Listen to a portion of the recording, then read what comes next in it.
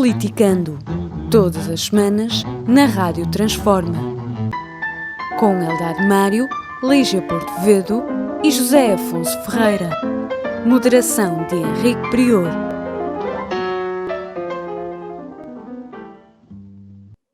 Sejam bem-vindos a mais um Politicando na Rádio Transforma.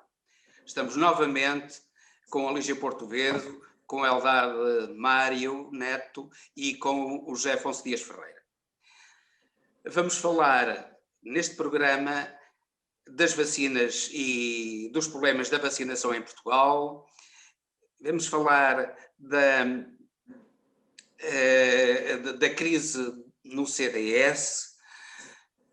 Vamos falar também das Lundas e do massacre recentemente ocorrido nas Lundas. Finalmente, daríamos também uma breve abordagem na aprovação da lei da morte medicamente assistida, recentemente ocorrida no Parlamento. Começamos então por falar da vacinação em Portugal e dos problemas que têm havido à volta da vacinação em Portugal. E começo pela Lígia, pelo meu lado direito no ecrã, começo pela Lígia a falar então da vacinação em Portugal, como é que está a correr e da recente demissão do Coordenador Nacional do Plano de Vacinação. Qual é a tua apreciação sobre o decurso da vacinação e dessa demissão? Bem, boa noite a todos. Eu, antes disso, ainda gostava de dizer que, portanto, as farmacêuticas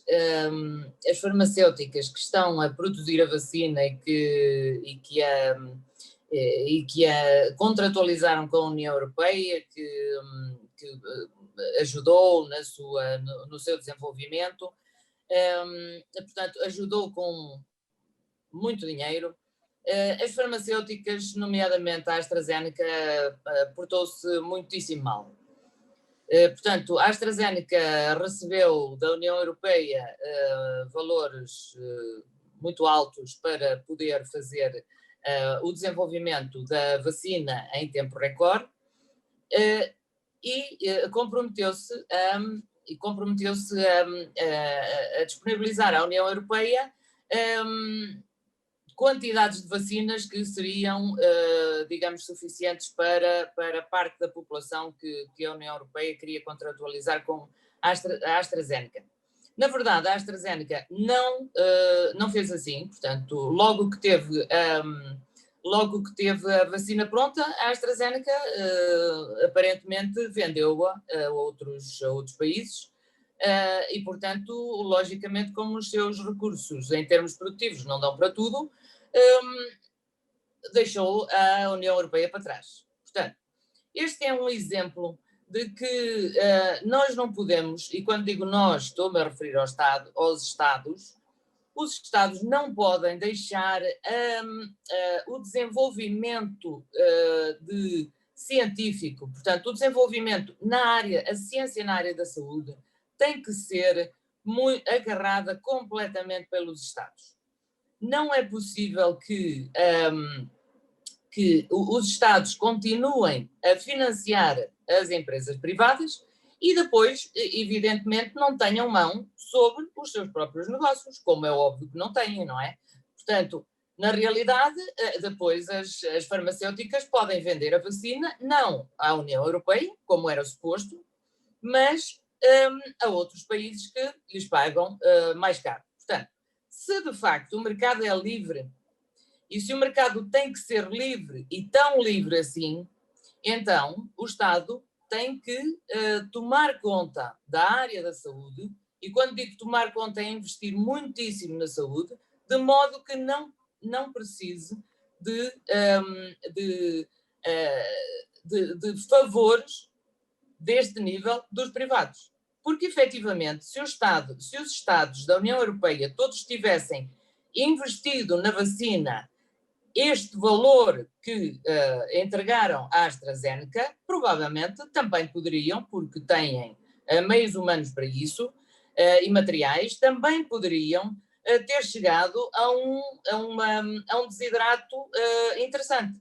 E, portanto, entregando aos privados, depois o que nos acontece é ficarmos sem vacinas. Ora, isto de facto não pode ser. Pronto, e portanto não pode ser, eu acho que já há muito tempo já tínhamos visto, não só no SNS, mas também relativamente à ciência na área da saúde. A área da saúde é uma área vital para qualquer um de nós e, portanto, ela não pode ser deixada nas mãos de nos garantir que todos os desenvolvimentos começam e acabam nos Estados, a menos que se trate de situações muito particulares em que as farmacêuticas privadas possam ir à frente. Mas, de facto, são os Estados que têm que pôr, que têm que incentivar e têm que financiar as universidades e todas as instituições de desenvolvimento científico para que possam chegar mais cedo do que os privados a estas coisas. Depois, um outro assunto é o assunto das vacinas que andam por aí, não é? Portanto, há padres, eu sei lá... Até já foi... O coordenador do Plano Nacional de Vacinação demitiu-se. Achas que isso foi uma medida correta? Eu acho que sim. É assim, é claro que quando alguma coisa corre mal, e de facto isto correu mal, não é? Quando alguma coisa corre mal, tem que haver responsáveis. Não me parece mal que isto tenha sido feito assim. Na verdade, a culpa não é do coordenador da vacinação. Claro que não é. Foi da direita a culpa. Não sei, eu tenho visto por aí muitos suspeitos de terem vacinado mulheres, etc., que eram da direita, não é? Mas pronto, não digo que sejam todos. Deve ter sido no braço direito. Também há padres que não são, não sei se têm de esquerda. Intervenção política. Também há padres de esquerda, naturalmente. Mas há muitos padres que não têm intervenção política, portanto, clara, não é? Digamos, claramente. Mas depois, às vezes, nas homilias têm, mas às vezes claramente não têm. Portanto, os padres não sei, mas há por aí uma série de pessoas que foram vacinadas que não deviam ter sido vacinadas e a maior parte delas, não sei se é por acaso, são da direita. Pronto. Olha, não vamos falar disso da direita ou da esquerda, vamos falar de outra coisa. Claro. Não, tu não achas que a demissão do Francisco Ramos, no fundo, é tirar as culpas para cima de quem não é culpado e desculpabilizar os verdadeiros responsáveis que terão cometido crimes? Não esqueçamos que existe crime de corrupção, crime de peculato e crime de recebimento indevido de vantagem, tudo isso englobado nessa história. E isso não servirá exatamente para o contrário daquilo que se pretende, que é, em vez de responsabilizar quem cometeu os crimes, eles estão bem, porreirinhos da vida, vacinados, estão bem, recomendam-se, enquanto o desgraçado que não tem culpa nenhuma do que sucedeu e que não pode controlar, como é que ele pode controlar isso que sucede no país? É impossível, é completamente impossível controlar isso. Ele é que se demite. Achas, não achas que isso é um incentivo a que crimes idênticos continuem a verificar-se? É assim, este sistema de culpabilizar os políticos ou culpabilizar quem está numa função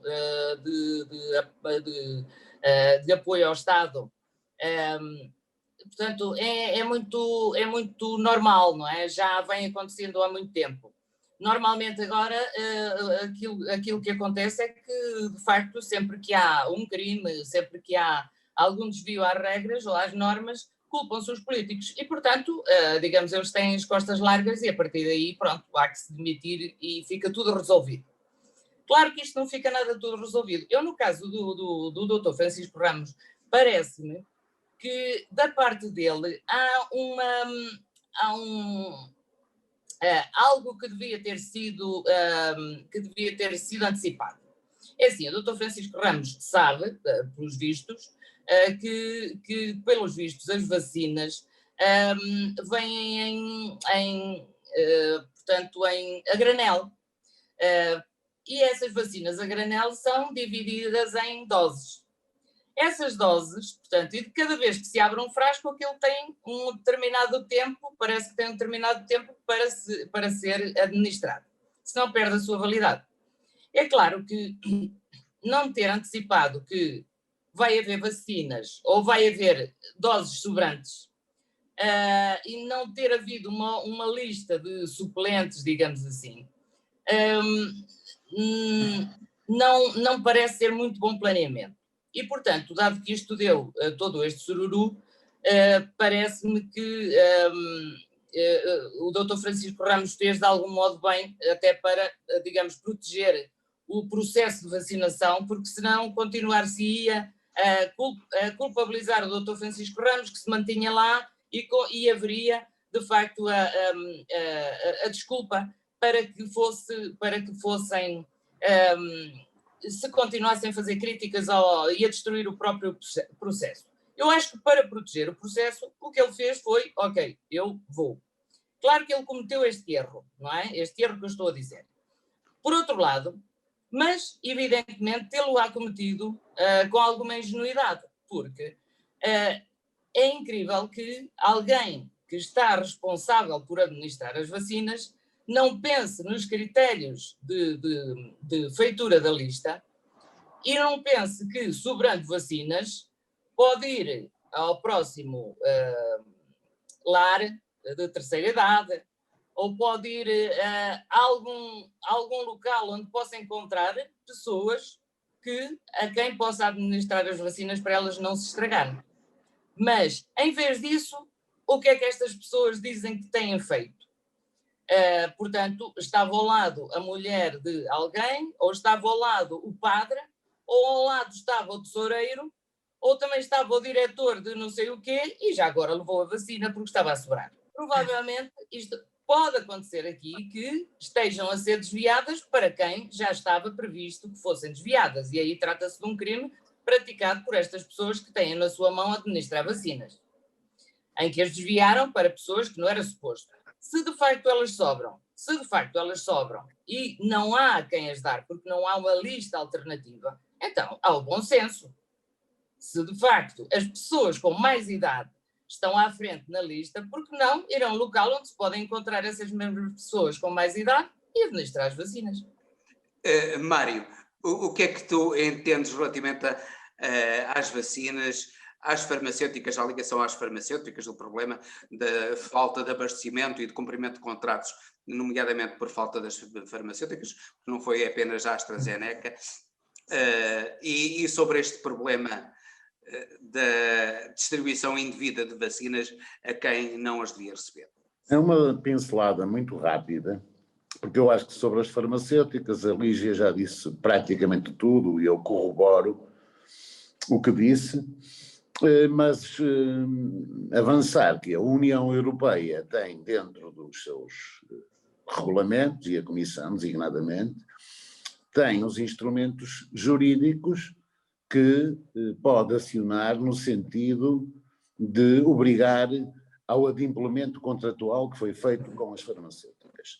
Realmente isto é um bocado escandaloso, mas poderia chegar-se ao ponto de retirar as licenças de patenteamento às farmacêuticas que falhem no cumprimento dos contratos estabelecidos. Mas sobre isso, como já avancei, acho que a Lígia já disse tudo. Relativamente às falhas no processo de vacinação, eu acho que, realmente, eu compreendo a demissão do Dr. Francisco Ramos, porque, de repente, no próprio Instituto, na Cruz Vermelha, na própria Cruz Vermelha que ele preside, as coisas correram mal. E, portanto, ele, penso que se sentiu como politicamente responsável por essas por essas falhas e, naturalmente, aí eu percebo, entendo perfeitamente que se tenha demitido e que tenha posto o lugar à disposição. Mas eu quero dizer aqui muito francamente o seguinte: o que nós temos vindo a assistir é um aproveitamento político dessas falhas para desprestigiar o processo de vacinação no seu conjunto. E isso parece-me muito grave, porque, tanto quanto sei, o processo de vacinação está a correr com normalidade, está a correr dentro dos parâmetros que estão estabelecidos, pelo menos são as notícias que eu tenho, e tenho essas notícias por parte de pessoas muito credenciadas dentro do Serviço Nacional de Saúde, e acho inadmissível que se coloque, que se desprestigie todo um plano de vacinação, agitando as falhas pontuais que se verificaram e que são lamentáveis. Aliás, é engraçado, a melhor prova disto é que o próprio Dr. Rui Rio avança na Assembleia da República com um projeto de lei para a tipificação de um crime chamado de vacinação indevida.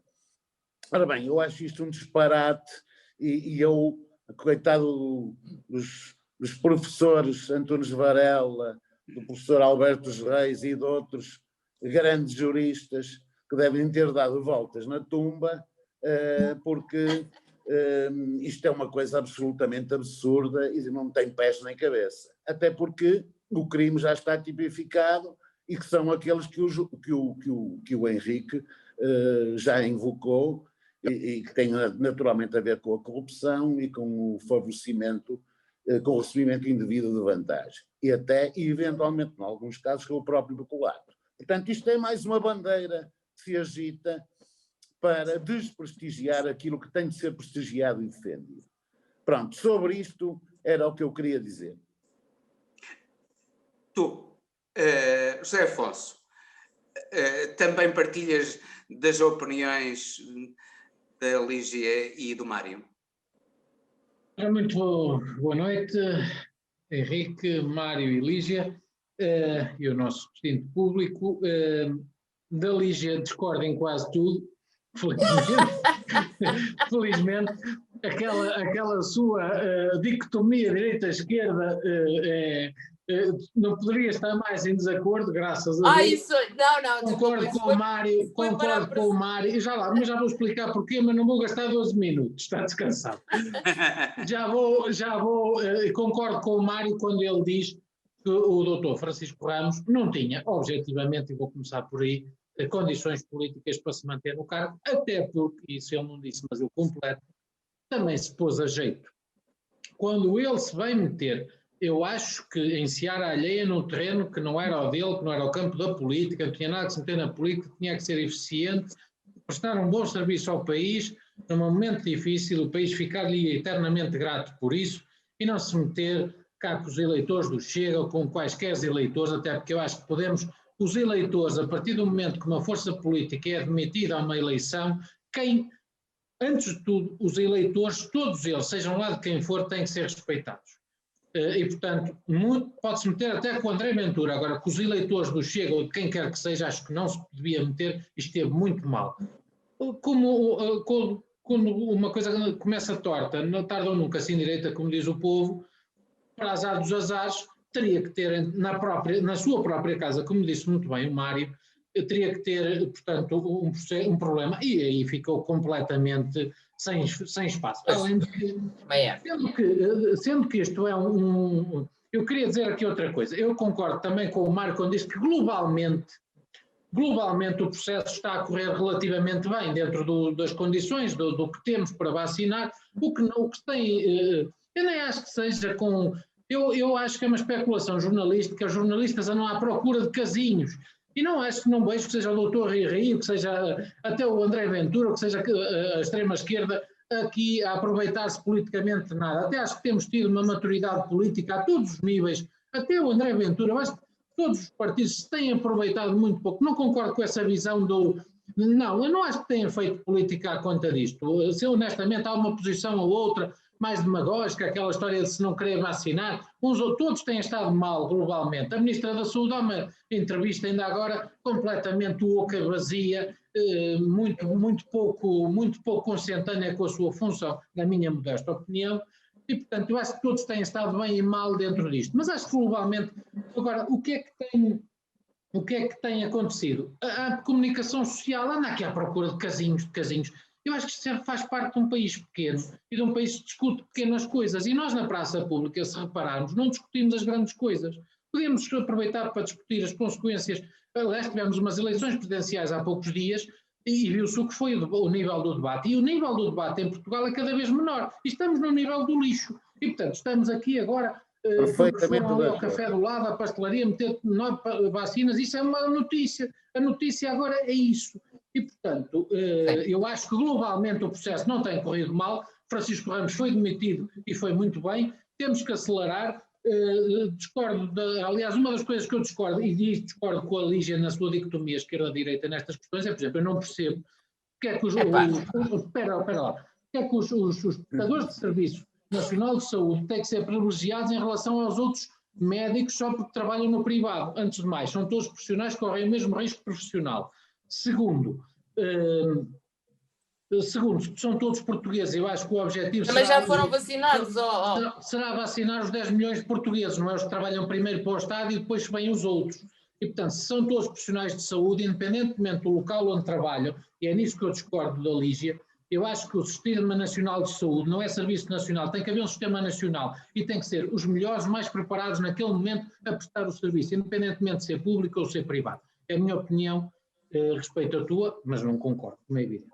E, portanto, há uma outra coisa que eu acho ao nível da vacina, do processo na União Europeia, e Portugal ainda tentou, acho que não conseguiu, era exigir que aumentasse a produção e que, na medida do possível, por exemplo, as vacinas pudessem ser produzidas nos próprios países, aproveitar isto também para criar clusters farmacêuticos, para fortalecer a Europa. E nisso, acho que a Europa, relativamente até ao Reino Unido e aos Estados Unidos, começa a ficar mal na fotografia. Os Estados Unidos já estão num ritmo de vacinação muito elevado, o Reino Unido também, e a Europa, como sempre, eu acho que fala várias vozes, apesar daqui a Presidente da Comissão Europeia ter estado relativamente bem, assumiu ela, ou até por ser médica, creio eu, assumiu isto e liderou o processo, mas o processo não é tão eficiente como está a ser nos países anglo-saxónicos. E por hora, creio que é tudo. Pois não é? Sobre o processo, é tão ridículo o processo do Francisco Ramos que basta vermos a matéria-prima luxuosa que ele deu aos humoristas, nomeadamente ao Ricardo Araújo Pereira, e portanto, ainda bem que saiu, poupa-nos a um espetáculo, se calhar perdemos alguns momentos de comédia engraçados, mas é preferível que o processo ande para a frente, que não se pode brincar com coisas sérias. Mário, então saltamos para a crise no CDS. Achas que o CDS vai superar esta crise ou o CDS vai ser um partido provavelmente não do táxi, mas da motoreta? Ora bem, eu sobre isso queria dizer 2 ou 3 coisas muito rápidas. Em primeiro lugar, e desde logo, acho que espero, sinceramente, que o CDS consiga restabelecer o seu eleitorado e consiga superar esta crise que, aliás, já vem de há bastante tempo a esta parte. Eu creio que a saída do Dr. Paulo Portas da presidência do CDS deixou marcas profundas. A doutora Assunção Cristas também não foi propriamente brilhante na condução dos destinos do seu partido, e depois depois da debacle eleitoral, este problema com o atual dirigente Francisco Rodrigues dos Santos, Francisco Rodrigues dos Santos, que está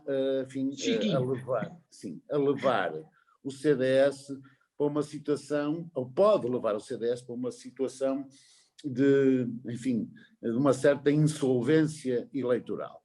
Portanto, eu acho que o CDS é um partido da direita democrática, faz falta ao regime,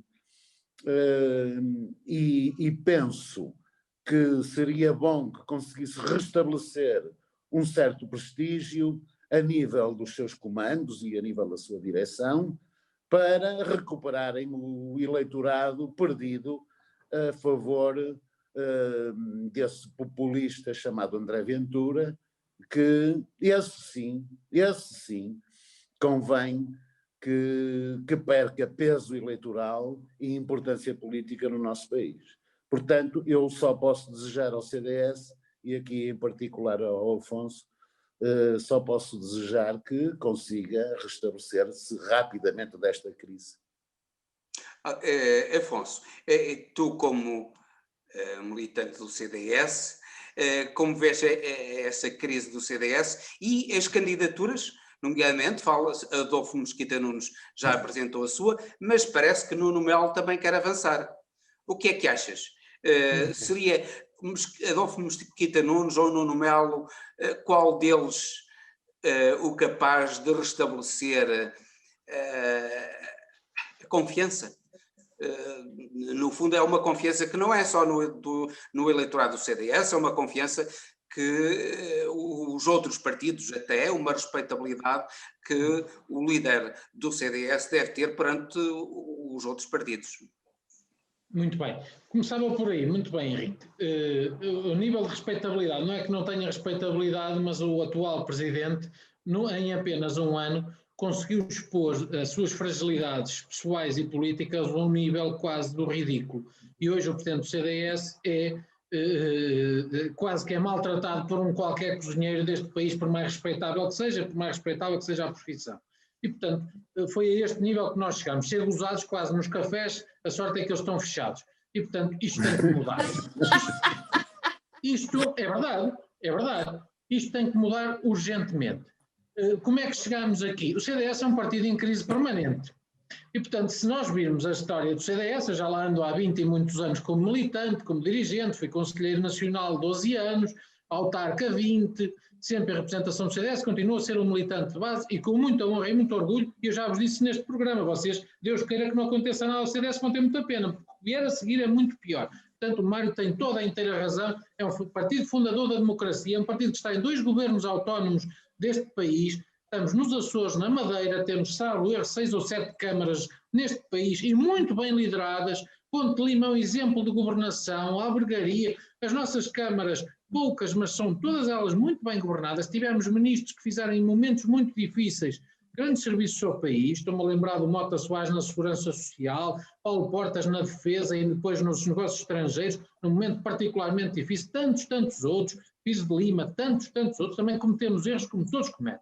Mas o CDS tem uma folha de serviço ao país impecável. Estivemos com o Partido Socialista em 78, num momento particularmente difícil. O CDS sempre que foi chamado ao país, o CDS disse sempre presente. E, portanto, eu acho que isto é uma marca que tem que ser sublinhada. Isto é como tudo na vida, quando se está para baixo, toda a gente lhe calca em cima. E tem que ser dito que o CDS merece. Tem quadros de enorme valor, como esses que disse, e muitos outros. Conheço gente fantástica no CDS. E, portanto, é uma questão... E já passamos por crise, nós somos uns resistentes natos. Essa história das sondagens, concordo com o atual presidente, de facto, as sondagens são sempre madrastas e viu-se ainda nos Açores há pouco tempo. Mas isso não chega. Há, de facto, um problema e a gente não pode enterrar a cabeça na areia e tem que enfrentar o problema de frente. O CDS hoje tem concorrência forte nas cidades pela iniciativa liberal e no meio mais rural pelo Chega, é uma nuance que não tinha. Faltou, nunca se soube adaptar a duas coisas, à saída do governo e a uma coisa muito difícil que foi a liderança de Paulo Portas. Eu recordo aqui, eu estive no Conselho Nacional das Caldas da Rainha, salvo erro, em 2006 ou 2007, quando a falecida Maria José Nogueira Pinto, que Deus tem, se queixou de ter sido agredida. Eu estava a metros, eu assistia tudo. Portanto, crises no CDS sempre houve. O CDS foi muitos anos um grande líder, que foi Paulo Portas, que levou o partido a níveis que nunca esteve habituado.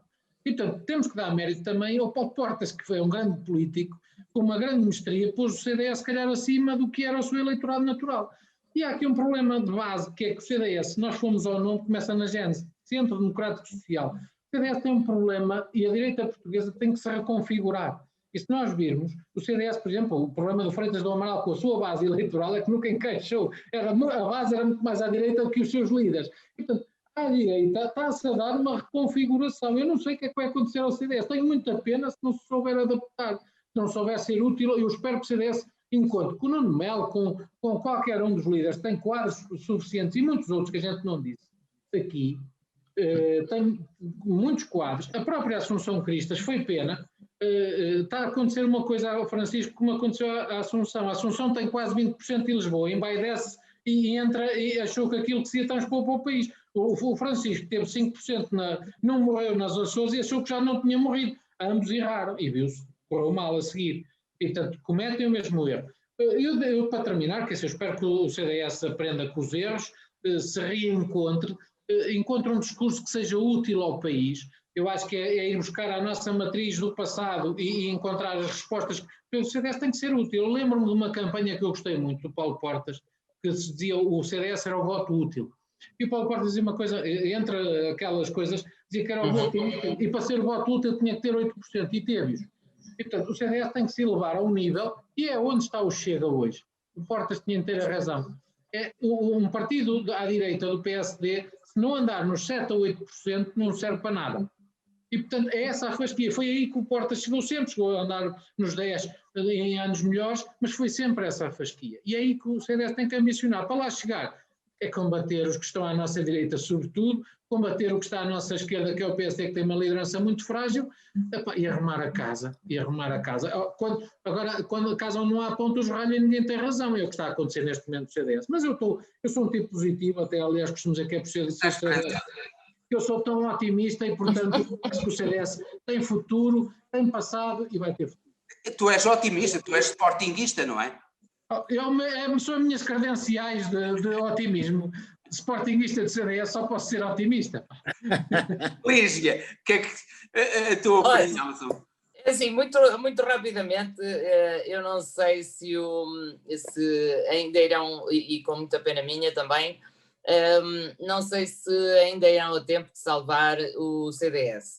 Parece-me o CDS a passar neste momento já assim numa franja que as últimas sondagens já lhe davam valores tão irrisórios que começa a ser difícil imaginar que ainda se pode recompor. Eu espero que sim, porque, como dizia o Afonso, e muito bem, o que virá a seguir pode ser pior. Pode muito bem ser. Como, por exemplo, pode ser todo este eleitorado pode ir buscar respaldo ao Chega, que seria péssimo, e não tão mau à iniciativa liberal. É claro que o CDS nunca esteve habituado a ter concorrência à sua direita. O CDS sempre esteve habituado, aliás, o CDS, como dizia há bocadinho o Afonso, o CDS chama-se Centro Democrático Social, mas efetivamente sempre foi um partido de direita, não é? Portanto, pelo menos nos últimos anos, e nos últimos anos talvez menos com o seu fundador, mas nos últimos anos sim, sempre foi um partido de direita, mas nunca esteve habituado a ter à sua direita também concorrência. Neste momento tem duas concorrências. Tem uma que lhe portanto, que nos é mais prejudicial, que é o Chega, não é? Portanto, puramente populista, mas tem outra, que é a Iniciativa Liberal, que pode efetivamente estar aqui a concorrer em termos ideológicos com as pessoas que votam CDS. E por isso, eu acho que, mais do que tudo, é preciso que o CDS, em vez de pensar em combater a sua concorrência, é preciso que o CDS se encontre. O CDS diga, efetivamente, que tipo de partido é que quer ser e quais são as diferenças que o CDS vai ter tanto para o PSD como para a Iniciativa Liberal. Eu não falei já do Chega, porque o Chega, nitidamente, é para pessoas que já não têm os conceitos democráticos, já estão bem enraizados, e por isso, enfim, já é diferente. Mas, pelo menos para estes dois, é preciso marcar quais são as diferenças que o CDS oferece. O que é diferente? Permite-me. Muito rapidamente. Muito rapidamente, dei uma pequena pincelada. O eleitorado do CDS não pode restabelecer-se à custa de um discurso ultradireitista que ultrapasse ou se aproxime do Chega. Não é aí que o CDS pode restabelecer o eleitorado. O eleitorado do CDS tem de ser um eleitorado, como está farto de defender o Afonso, de centro-direita, de centro social de direita, e não radical de direita, não radical de direita. Isso é um erro crasso. Se o CDS, enfim, escolher esse caminho, é um erro crasso. Não é aí. Aliás, eu até acho que como o PSD, com a atual liderança do PSD, até estão criadas mais do que condições para que o CDS consiga restabelecer eleitorado à custa do próprio PSD. Pronto, só queria dar esta pincelada. Então, completamente de acordo, Mário. Sem dúvida. Volto agora então ao Zé Afonso e gostaria que falasses daquilo que está a suceder em Angola nas Lundas. Um massacre... Muito bem, muito rapidamente. Negado pelo governo angolano, mas é evidente nas imagens que nos aparecem. Não são só as imagens, estive a recolher há pouco alguma informação e estão os bispos, para além da oposição, são os bispos, é a Amnistia Internacional. Mas convém dizer qual é a oposição, o que é a oposição. A Omunga, portanto, há uma série de entidades, nomeadamente a Amnistia Internacional, que falam em um número incerto de mortos, superior a 10 seguramente. Há muitos desaparecidos que não se sabe deles, portanto, poderão estar mortos, mas há mortos. A própria polícia, o próprio Estado fala em 6, mas são um número superior a mortos. É uma zona... Já li 15. É uma zona complicada, é uma zona... Para desgraça deles, se calhar tem diamantes e, portanto, ajuda a explicar um bocado estas coisas, não é? Se fosse um deserto que não tivesse nada, ninguém se desentendia. É uma zona que tem aspirações por via disso, desde 1894, salvo erro, a independência. 1855, na sequência da Conferência de Berlim. Tem problemas, portanto, aspirações independentistas por via dessa riqueza. Ou de autonomia, pelo menos. Exatamente, e portanto há aqui um histórico, há aqui um mosaico de problemas difíceis mas há aqui uma coisa, eu continuo a insistir na minha tese e acho muito bem, fico muito feliz de participar no programa, continuamos a dar atenção à lusofonia e continuo a dizer o mesmo. Primeiro, são Estados muito frágeis e Estados, não mudou nada em Angola, mudaram as caras, mas em muitos aspectos mudou muito pouca coisa e aqui está uma prova evidente disso. A repressão policial é a prova de que o Estado angolano, na sua gênese, não mudou, continua a ser um Estado totalitário, um Estado que respeita muito pouco os direitos humanos, e, portanto, isso tem que ser dito. E eu continuo a perguntar, aliás, faço uma pergunta, recordam-se, sabem quem é a liderança da CPLP? Sabem quem é que lidera a CPLP neste momento? Tem ouvido alguma coisa esses senhores dizer? A sério, eu hoje fiz um exercício e não fui ver a nada. Também não sei. Algum de nós sabe quem é o líder da CPLP, como é que funciona, o que é que eles fazem, além de uns almoços e jantares e de umas convenções simpáticas quando não há confinamento. Já é muito bem. Falar em português. Eu já ouvi dizer que negociam muito bem, isso é verdade. Pois é. Alguém sabe o que é que esses senhores fazem, para que é que essa coisa serve? E, portanto, termino com isto e espero que seja reposta a legalidade, a decência, a moral e, sobretudo, o primado da vida e dos direitos humanos, seja onde for, em que parte do planeta for. Lígia. No geral, o que eu queria dizer sobre o assunto é, efetivamente, que esta zona é uma zona rica em diamantes, portanto, já um pouco... população pobre, não é, Lígia? com uma população muito pobre, mas pobre. digamos com riquezas imensas, e portanto, e daí que este interesse de independência, portanto, já vem de trás, não é? Portanto, efetivamente a população não se sente compensada pelas riquezas que efetivamente ali tem, mas que são desviadas para tudo o que é lado, menos para a população que ali vive. Claro que eu imagino que aqui andarão muitos outras questões, e principalmente questões económicas, não é? Imagino que aquilo que se está a passar nas Lundas que terá evidentemente esse interesse. Aparentemente a manifestação que depois originou tudo isto, a manifestação era uma manifestação que estava a ser apoiada pela UNITA e pela Casa CE, e portanto daí que, mas evidentemente estando a falar de uma zona que tem diamantes, provavelmente a questão política não será o centro deste assunto, será outro com certeza. Mário, a tua opinião? Ora bem, eu ouvi atentamente a Lígia e o Afonso e de facto eu tenho uma visão completamente distinta disto. Em primeiro lugar, não acho que eu tivesse havido nenhum massacre. Nós estamos a falar de meia dúzia de mortos, ou 15 mortos, ou imagina, pronto, 20 ou 30 mortos.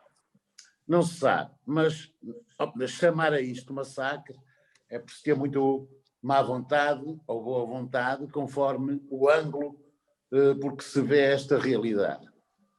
Bem, para começar, a Lunda Norte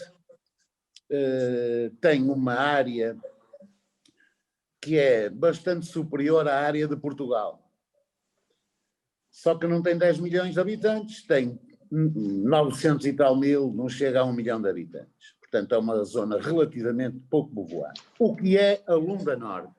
É uma das 18 províncias angolanas e é, digamos, o território máter da exploração diamantífera. E o que é que se passa? O que é que se passa nesta situação? Houve um assalto à esquadra da polícia. E porquê? Porquê é que houve esse assalto à esquadra da polícia? Quem é que o capitaneou? Ora bem, eu não tenho dúvidas nenhumas em afirmar que estou plenamente convencido de que essa iniciativa parte dos traficantes de diamantes. E são esses traficantes de diamantes que se querem apoderar das instituições e das autoridades, designadamente militares e paramilitares, que se encontram na Lunda Norte, para terem um terreno mais fértil para os seus negócios. A verdade é que, tanto quanto sei, as próprias empresas de exploração de diamante, que são empresas mundialmente conhecidas, mas que pagam os seus impostos e têm o seu desenvolvimento industrial e comercial situado nesta província angolana. E deve ter partido de pressão destas companhias, deve ter partido pressão para o governo central, e o João Lourenço, na iminência de eles irem embora ou abandonarem o país, deve ter reforçado o seu poderio e tentado manter a ordem numa situação em que se sabe, ou que é sabido, que os traficantes de diamantes naquela região estão a tentar impor o seu próprio Estado dentro deste Estado. É esta a informação que eu tenho. E estás bem informado. Nota-se que estás bem informado. Sim, estou, acho que sim. Olha, mas Mário, tu estás a passar por cima de duas manifestações, dois acordos que se fizeram em 1885, na sequência da Conferência de Berlim, e 1889, e depois uma lei de 1955 que Henrique, o governo português, com Salazar, reconheceu o direito das Lundas, Lunda Norte e Lunda Sul, a uma autonomia. Sim, é o chamado autonomia, o protetorado, Que era o protetorado. Nessa altura deve ter tratado o Hermenegildo do papel. Não é? Reconheceu que seria uma nação dentro da nação angolana. Sim, mas isso o que é que interessa isso? Angola é um país independente, o que é que interessa os acordos firmados com o Salazar? Não interessa para coisa absolutamente nenhuma. Aliás, é engraçado verificar que toda esta região, durante a Guerra Civil em Angola, foi ocupada pela UNITA. E foi ali que durante 4 ou 5 ou mais anos a UNITA viveu à custa dos diamantes. E a guerra com a África do Sul, porque a África do Sul tinha, de facto, um poderio aéreo muito grande, mas em termos de tropa, de infantaria, tinha muito reduzido. E foi a UNITA que se encarregou disso. Com quê? Com o produto dos diamantes que fazia, digamos, o seu interposto com a África do Sul. Ninguém tenha dúvidas disto, está mais que estudado. Mas não me admira nada, e o Afonso falou nisso, que haja bispos ali também, no meio desta tenda toda, porque eu se calhar vou ser um bocado brutal nisto que vos vou avançar, mas tenho que avançar. A mim, isto cheira-me mal, esta coisa dos bispos cheira-me mal, porque, tanto quanto eu sei, também a Igreja, durante bastante tempo, foi financiada com produto proveniente do tráfico de diamantes. Eu não vou aqui prolongar muito mais a minha intervenção, mas as informações que eu tenho são absolutamente fidedignas sobre esta matéria. Tanto tratar isto de massacre, invocar a Conferência de Berlim e a lei do protetorado. O protetorado foi como havia o protetorado de Cabinda. Quer dizer, estas nomenclaturas foram arranjadas no tempo do regime anterior, do regime fascista salazarista, e decorreram de acordos feitos entre o poder militar e os sovas, que eram, enfim, os chefes das tribos. Claro. E foi isso que fez daquilo os protetorados, claro. Que os chefes, os sovas, ou aceitavam ou eram torturados. E, portanto, chamar aquilo protetorado é um eufemismo pior que chamar província ultramarina a uma colónia. Mas pronto. Acreditem que o que eu tenho por seguro é de que realmente isto correspondeu a uma tentativa do governo central angolano no sentido de restabelecer a ordem, porque havia uma esquadra que foi assaltada, que foi vítima de uma tentativa de assalto e, naturalmente, que as autoridades tiveram que impor a ordem. Mas o pano de fundo foi este que eu vos disse. Este é que é o pano de fundo desta situação. Estamos Agora, eu não tenho nenhuma simpatia especial pelo João Lourenço e pelo regime angolano. Vamos lá ver. Mas, nisso aqui mal e pense, mas se te atacarem a casa, tu também vais reagir com certeza, não é? Ora bem, estamos no final do programa, vamos despedir-nos porque não temos tempo para abordar outro. Henrique. Sim. Foi o que falei menos. Só 2 segundos para duas coisas, 2 notas de fim de programa. Primeiro, hoje é o Dia Mundial do Cancro. Bem. E, portanto, é o Dia Mundial do Cancro. Uma homenagem aos mais de 50 mil portugueses que morrem todos os anos de cancro. E nós não estamos a esquecer. São infelicidades, mas até agora o Covid matou 13 mil pessoas e, portanto, estamos estamos a esquecer-nos de um problema, se calhar, maior que o Covid, que está a ser um bocado esquecido. Eu queria chamar a atenção disso. Hoje a comunicação social está a dar ênfase a isso, mas não queria deixar de aproveitar este espaço e queria uma boa notícia, mais um português que nos enche de orgulho, mais um português, e que eu acho que foi menos bem tratado pela comunicação social, que foi, também ganhou a Libertadores. E portanto,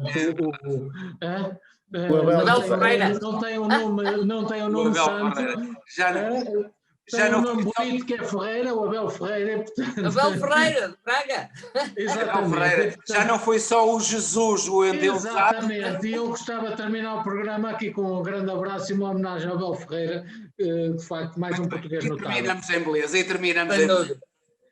Então, eu agradeço a vossa participação neste Politicando, neste excelente Politicando, esta troca de ideias viva, acesa, e despeço-me com amizade até ao próximo Politicando, aqui na Rádio Transforma, no Instagram, no YouTube e noutras redes sociais.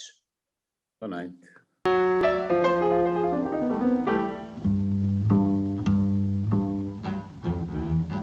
Politicando, todas as semanas, na Rádio Transforma. Com Eldad Mário, Lígia Porto Vedo e José Afonso Ferreira. Moderação de Henrique Prior.